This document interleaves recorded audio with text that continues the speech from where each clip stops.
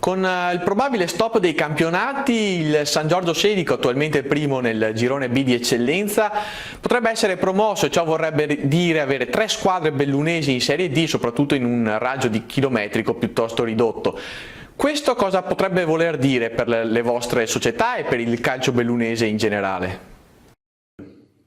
Beh, per l'amicizia che mi lega soprattutto a Paolo De Cian, ma un po' a tutto l'ambiente del San Giorgio Sedico, io sarei felicissimo se arrivassero in Serie D. Ma io penso che sia un motivo di entusiasmo per la provincia, un motivo d'orgoglio per la provincia avere 3 squadre a così alto livello, quindi per me sicuramente è una bella cosa.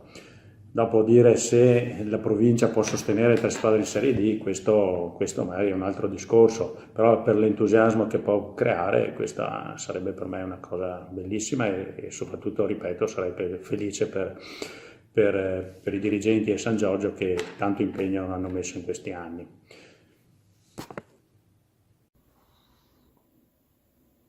Allora, intanto che il San Giorgio Sedico arrivi in Serie D è una cosa che mi fa enormemente piacere, soprattutto per il rapporto da avversario in campo che avevo quando giocavo con Jackie, con Caio Fant, con Cervo stesso, cioè tutte persone che hanno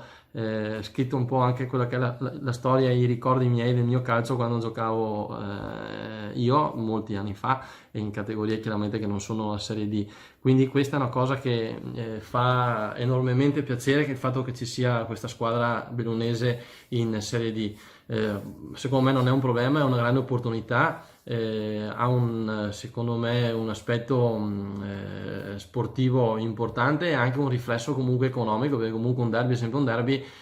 fa bene, i derby fanno bene alle casse societarie, per cui chiaramente c'è anche questo aspetto che non è di secondo piano, e penso che poi la gestione sportiva comunque non abbia problemi, nel senso che se le società sono sane, e per fortuna la nostra provincia ne ha 3 che fino adesso sono state,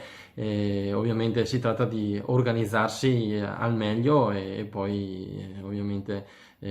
aspettare le date di queste bellissime partite che lo sono sempre state, quindi anzi la curiosità sarà tanta, per cui sarà anche bello viverle.